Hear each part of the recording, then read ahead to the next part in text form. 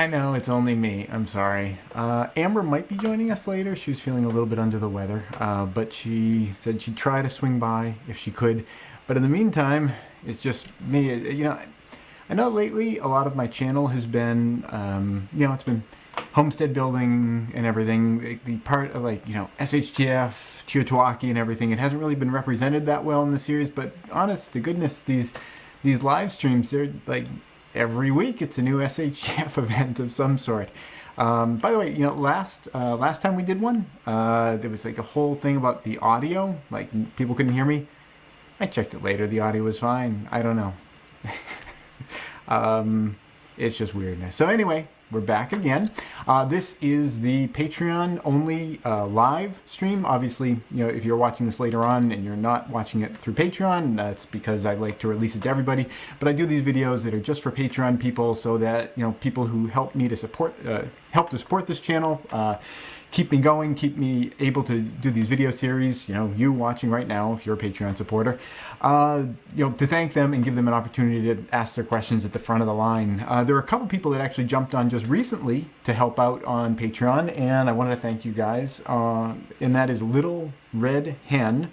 Actually, I don't know whether that's a man or a woman, but thank you, Little Red Hen, and thank you, Matthew, for jumping on board and helping out. If you are super new to my channel and everything, welcome. Thank you for joining us. I should explain the shirt that I have on here is the Super Chat shirt. Now, I'm not thinking I'm going to do any Super Chats tonight because everybody watching tonight live is already a supporter. But the reason I have everyone's name on the shirt is that if people shoot out a Super Chat, they get their name, embarrassingly scrawled onto my shirt. So one problem with Amber not being here is that you're going to see a lot of this side of the back of my head because I have to look at the screen to see if there's any questions. So I'm going to just turn for a moment and see that there's someone actually here. Welcome. Who is it? Let me know who you are watching. I see there's someone watching right now. But we do already have a question from Alicia, who is a, where is it? Here it is. Who is a Patreon supporter, but she wasn't able to be here live for this event. But she had a question she wanted to ask me. She's in Kenya, and I guess that'd be ahead of us. I guess it's too late at night. I don't know, too late to prep? Isn't that what they say? Like, prep all night and party every day? I don't know. But anyway, Alicia's asleep, but she wanted to ask me a question. And her question is, if you have, she's asking me if I have any design elements or projects for an ultimate dream, homestead or something like that. And I should delineate that, you have your dreams, you have your goals of what could be perfect, and then you have the stuff you do in the real world, and you're always trying to get as close as you can. Even the project that I'm doing right now, while I've probably described it as like my dream homestead, putting everything in there, obviously this, I don't have my anti-satellite laser weapon installed. I just can't afford it. So, there are some things I've had to pull back on, and she's wondering what are some things that I have not been able to incorporate into this build. And she wanted to ask why not, and how have I prioritized things that I've decided to include and things that I've decided not to include. She also has a second part to the question, but I'll answer the first part first. And yeah, obviously the anti-satellite laser is not something, although now that I mention it, maybe. But that, up until now, heretofore, that had not been something that had crossed my radar, that I'd been wishing for, pining for. But there are a lot of things that, I think would be great, that aren't going to be reflected in the homestead. One thing that I've always thought would be great would be to have real easy gravity feed water availability, both for watering the gardens and also like the idea of an artesian well that just self-flows. That's not something that, we were able to come across. And that comes, in part largely because like where we decided to site the house, the lower you put the house on the landscape, the more available you're going to have water, and that's a good thing and a bad thing. The water is going to be, you'll be closer to it, and it'll also be closer to you if it's flooding. So there's that balancing act.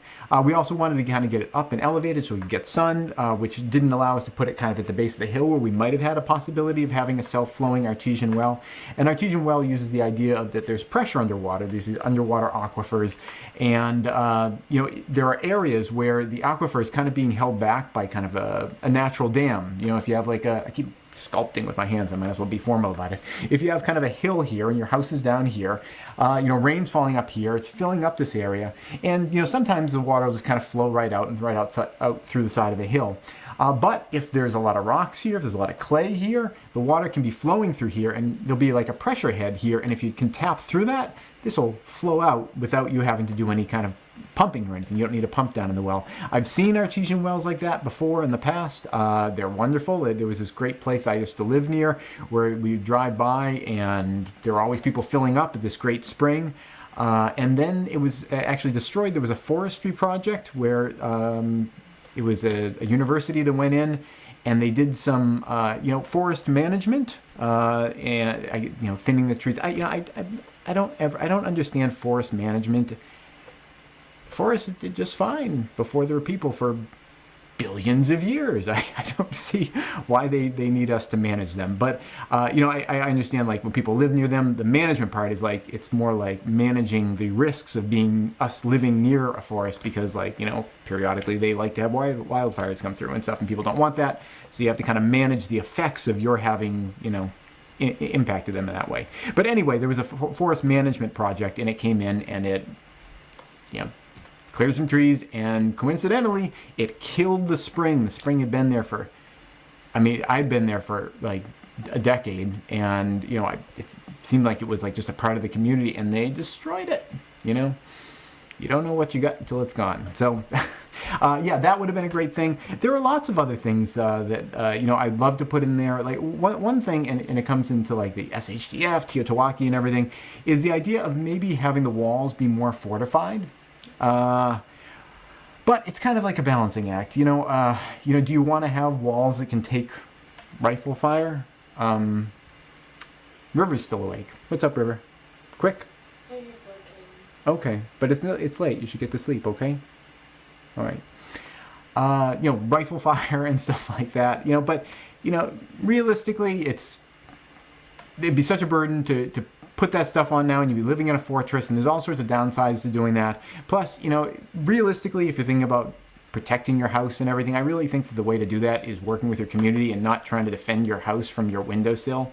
So, there are all sorts of things like that. So what I've tried to stick with are the things that I felt worked the best at my other house, and a couple of projects that I thought could be improvements going forward. And so those were the things that, I've put in there. But most of the really big items, are going to be represented in there. And the big items really are really small items, like just having good insulation on the walls, having good sun exposure, having a good thermal mass in the basement, all those kinds of things that aren't really huge things. It doesn't really take much to make you happy, I think. So let's see the second part of Alicia's question, see if there's any other questions.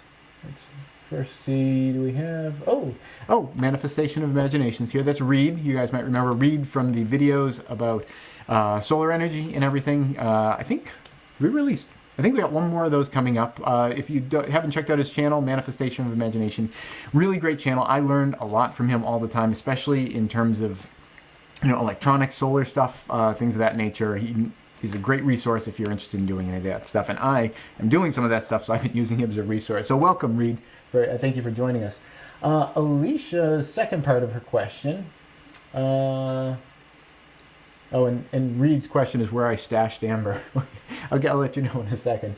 Alicia was asking, what do you think about alternative materials used for home building, like earthship homes, I assume straw bale homes, cob, zombie-infected clowns, but all sorts of different approaches that you could have to different materials. I thought about a lot of different materials, back when I was doing the first homestead, and there are a lot of really great. I'll call them technologies. I mean, they're simple, borderline primitive. A lot of them, just like dirt and mud. But it's technology, and there are a lot of really great technologies out there that are really effective. Just the couple that I mentioned. Straw bale is one that's really popular in places where people are allowed to to do that kind of stuff. Or earthships, same kind of thing, and cob, same kind of a deal. They all have their pluses and their minuses. I've always really been really inspired by Earthship designs. If you haven't seen, there's a great film. It's a really great film called Garbage Warrior or The Garbage Warrior, something like that. It's about the guy that kind of designed the Earthship concept. And if you're not familiar with the Earthship concept, it's really simple and really kind of obvious that in order to have a house run with the least amount of energy inputs and cost and all that, you should be working with Mother Nature as best you can. So you want to be getting warmth from the south, have your windows to the south, have kind of bermed in from the north, so you're not like getting a lot of that like north winds and things of that nature. Getting down into the earth to moderate your temperature, so you don't go like way hot in the day and then way cold at night. And Earthships do that really well. They also use a lot of recycled materials. They use kind of rammed earth-filled tires, oftentimes in the back. As the back wall. They're covered over in like concrete and everything. They also do a lot of really beautiful designs where they'll take like old glass bottles and things, put them in the walls. They'll put cement work around it. They make these great stained glass windows. They're really, really beautiful homes. Absolutely beautiful. It's kind of like if you remember the Biosphere project, where it's just like it's kind of like this Garden of Eden under glass. Is that kind of a thing. They perform really well, and there's lots of places where you can build them very easily.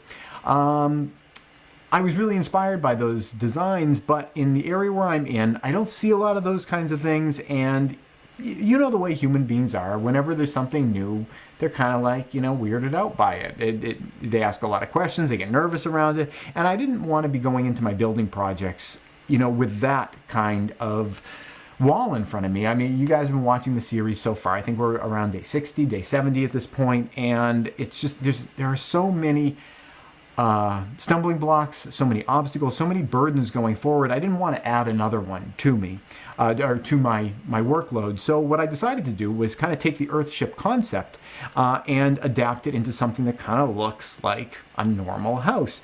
As you saw in like the earlier episodes, I think it was like the day 3 episode, I kind of do the tour of the house.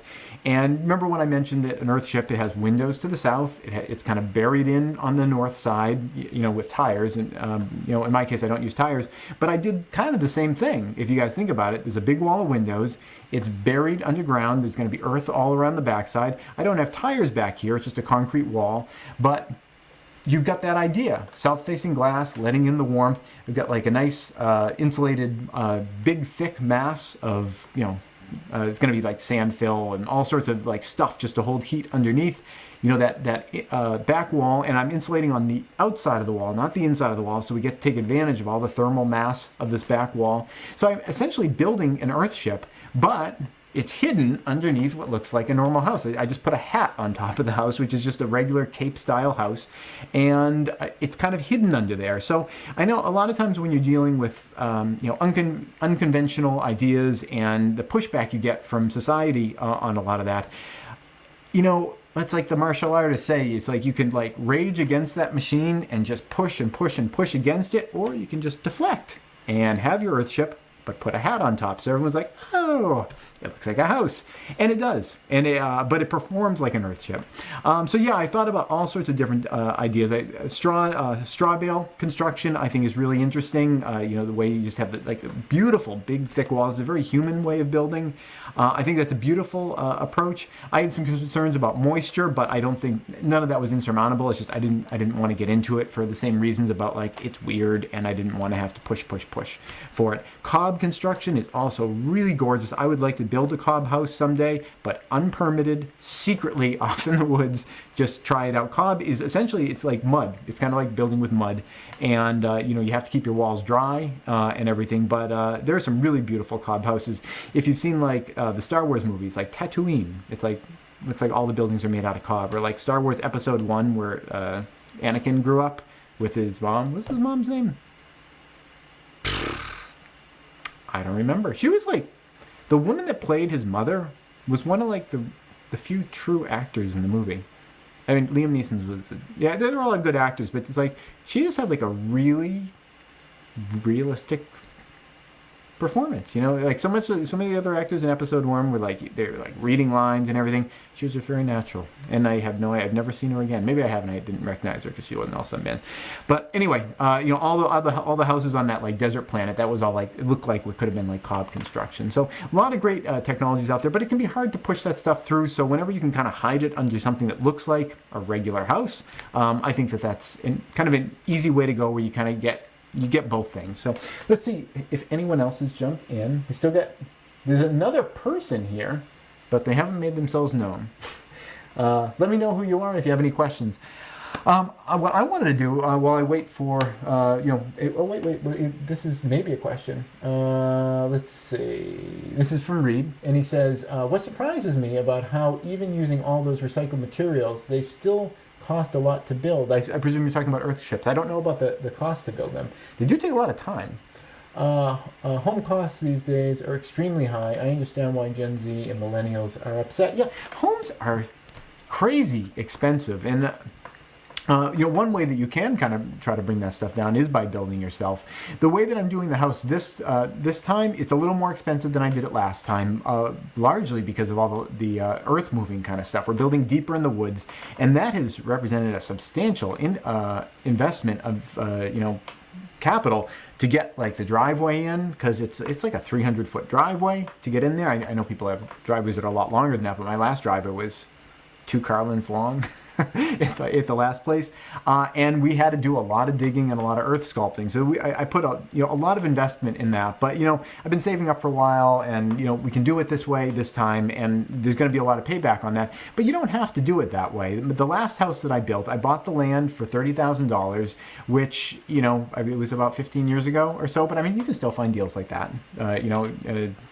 Pretty much, well, not in like Manhattan, but if you open up your field, you can still find deals like that. And I think I spent less than $25,000 on the house kit, and I want to talk about that in a little bit. This is the instruction manual with the kit that we're going to be doing in this upcoming series. Same company as I used before, and then there's maybe like $15,000 in assorted other things.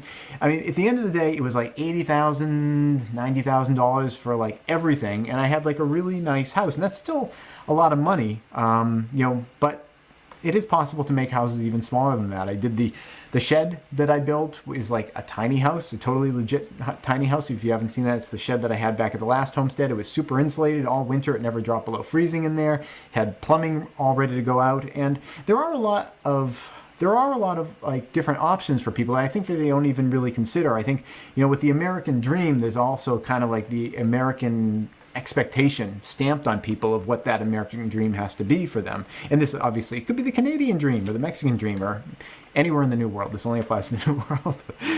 But not really. If you're new to my channel, I'm being sarcastic.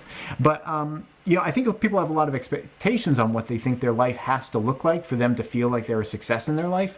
And a lot of those expectations, surprise, surprise, I think come from industry, capitalists that want us to keep buying more stuff, bigger stuff, and everything. And it doesn't always have to be that way. Like I said, that little mini house that I made, that, I mean, a couple with like a kid could live in that very comfortably, except when the kid has a tantrum or something like that. But and that thing cost like $4,000 to put together, and that was like pretty much all new, like direct from the store stuff. It wasn't like salvaged or anything like that. The windows I got from someone. I kind of designed it around the windows that someone had been getting rid of, so I got like 3 windows to do it, and those were free. But pretty much everything else was just all brand new stuff that I just put in there. So there's a lot that you can do if you open your mind to maybe having something be acceptable to you that doesn't necessarily have like the 2-car garage and the this and the that and the other thing. So there's lots of options open to people. Oh, wow, there's lots of things written here. I'm sorry, I'm falling behind. Where's Amber when you need her? Not feeling well. I'm sorry. But I think she'll be back with us next time. It's just today she just wasn't feeling up to it. Okay, so let's see. What else do we have here? JP Peters has joined us. Welcome, JP. And he has said, we have the same issue with pushing the township's limits. Yeah, I know, it's a thing. So we keep in the front of the house looking very standard issue, suburban, in the back where the homesteading happens. And that's a great way to do it. That's exactly the way. I mean, you don't have to turn everything into a fight. I know that that's some people's personalities. That it's just like, what do you mean I can't? Whatever. You can oftentimes you can win a battle without even fighting it, and that's always my preferred way to doing it. There's so much fighting out there already. There's no reason to really add to it unless you absolutely have to, and so frequently you can get around it. River was at a playground today, and there was a possible conflict that was going on, and I've been talking to him about that, with where kids get rough and everything, and River's kind of a big kid for his age, and I've told him it's like, people shouldn't be allowed to push you around, protect yourself no matter what, that's fine, but as much as you can, try to protect them from themselves too, so, stop people, don't let them mess with you, but, don't escalate the whole thing. And he did just a great job of this. Kid was melting down, like people do nowadays. It's like playground rage. And he was just like, and the kid just had his thing, and I was very proud of him. There's so much conflict in the world. We don't need to add to it. And it's like the strong person that can, not have to show off how strong they are, I think. Let's see. Manifestation from Imagination says, you can get a closet shelf for, oh yeah, okay, Reed's making fun of the prices in Manhattan. Yeah, I heard that the taxes around Manhattan were crazy too. Even kind of far outside the city, people were paying the taxes on their regular home were $20,000 or $30,000. It's crazy, but you don't have to live there. You don't have to. I used to work in Manhattan. I used to have to drive 5 hours to get there. I didn't do it every day, but I used to have to drive 5 hours to get there. But I chose not to live there. You can make really good money in Manhattan. As a sound person, I wasn't a sound person, but I knew a sound person that worked there regularly. $800 per day. They had to bring their own gear. $800 per day to just record sound. You sit at your sound mixer. You got your headphones on, and you put lav mics on people like that. But man, the equipment's expensive and everything. But yeah, you can't get those prices up east, up in Boston. So yeah, you can make more money there too. Let's see. Reed says, I really enjoy watching the tiny house channels. After the world-changing SHTF happens, we need to make efficient shelters, and tiny houses are a great plan. Yeah, I totally agree with the idea that once people's needs for these things become more present in their mind, I think that there's going to be a lot more interest in it. You see, I get so inspired by these things. You see, places where there's homelessness issues. Some people want to step up to the plate, and they've been, some people have been making little tiny houses for people who are suffering from homelessness in certain cities. And you hear nasty stories about public officials shutting them down because they don't have the right permit or whatever, which I just think is really about as horrible as you can be, to misuse your power as a public official, to where someone is clearly attempting to help someone, and if you just took 15 minutes of your time, you could confirm that they're helping people. The fact that people put up roadblocks for that, but a lot of that stuff does continue to happen. You hear the stories where it's this happened and then the public official shut them down, because those kind of stories spread, because they're awful and people are like, oh, I heard this thing, and they tell everyone. But, you also hear about the stories where people do the helping and they don't get shut down, and they really continue, and they get something going, and I just always feel really inspired by those things. Just hearing those stories about people being, selfless to help others, but also being open-minded and thinking out of the box to do it. Oh, hey, Chris is here. Welcome, Chris. And everyone's saying hi to Chris.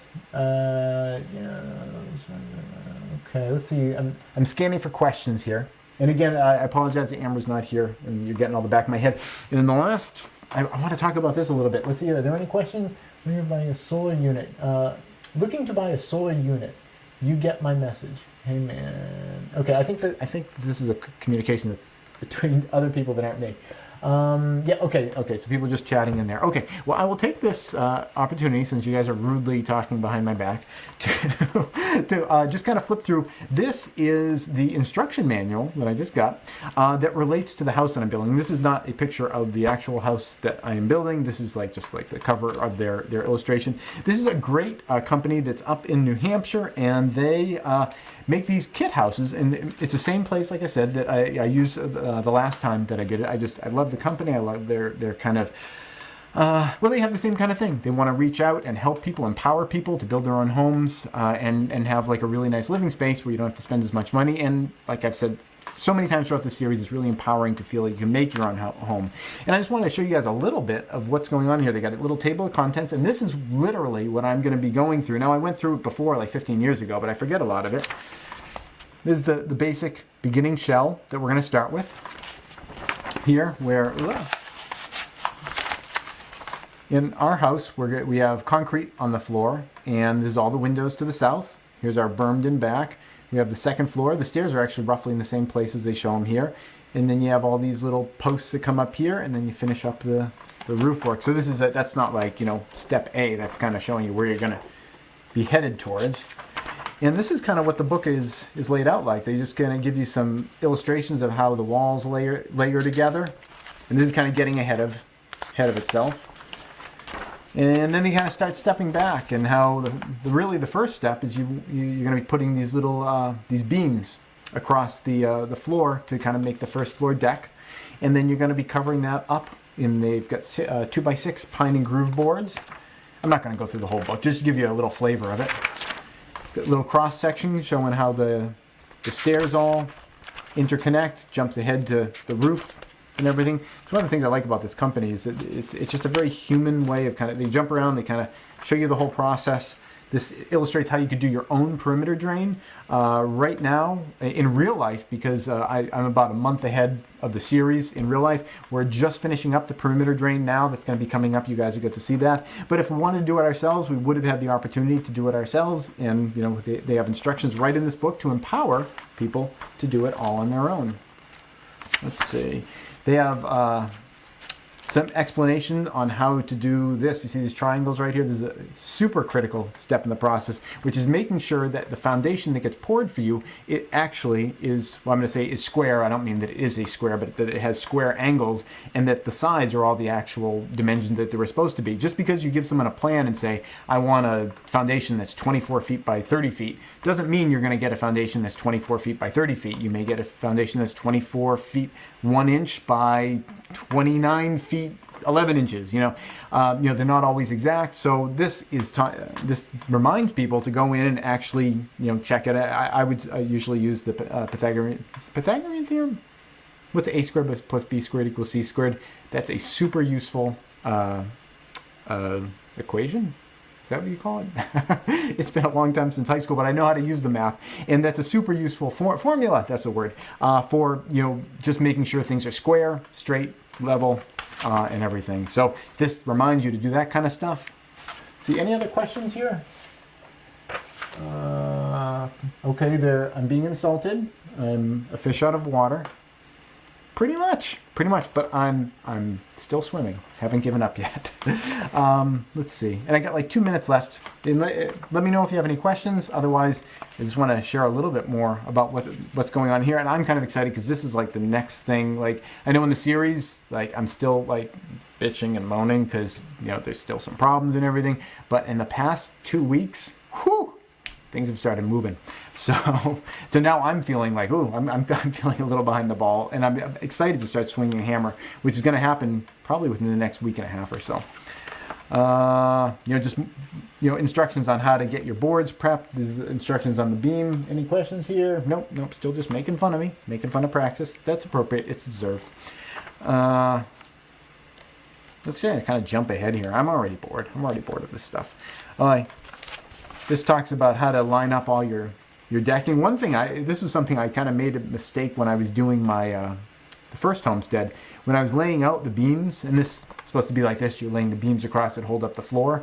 I kind of measured them on one side, measured them on the other, and then there was a beam underneath all these that's holding up these beams, and I kind of measured it on there, and I must have messed up the measurement because all these beams, they had a little joint in the middle, and all of them were kind of like crooked, and I was just kind of doing it, and I was noticing that they were crooked, but I was kind of like, well, I measured them and everything, so I'm sure it's fine. But the common sense in my head didn't kick on. It's like, those beams should be straight. You messed up your measurement. But the nice thing about this kind of building style, this post and beam style, is that the house can be a little bit wonky. It can have some curved walls and things like that, and it's honestly going to still be a nice, strong house. It's not going to fall down or anything. It's kind of built like a ship. It's built like a boat where you got overlapping, wood layers and everything, and it's built really strong. So, if there was ever a flood, the thing would probably tip over, go upside down, and and then would sail down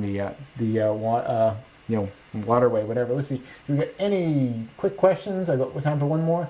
The dome of the concrete will be more durable against snow. Oh, aircrete systems. Yeah, that's something for another time. Aircrete. I don't know that much about it, but I have been looking into it. That's an interesting technology as well. Really quick. We just got the foundation poured in real life, and you have to appreciate it. It costs a lot of money to do it, but it's like with overnight, you go from having no walls at all to the walls are all there. All right, well, that's all the time we have for tonight. Thank you so much for joining me. Please continue with the series. I'm going to be back, in 2 weeks from now for which is the 21st. I got a calendar up here. On the 21st, we'll be back where it's open up to everybody. And if you have any questions you didn't get to ask during this one, or you have come up, feel free to pop over then. And I'm going to tastefully. Yeah, this is usually Amber's thing. I'm going to tastefully go to the closer video. That's it. Thanks for watching. Please subscribe and tune in every Friday at 4:30 New York time for a new video. And if you'd like to support this channel, you can do so both through Patreon or PayPal.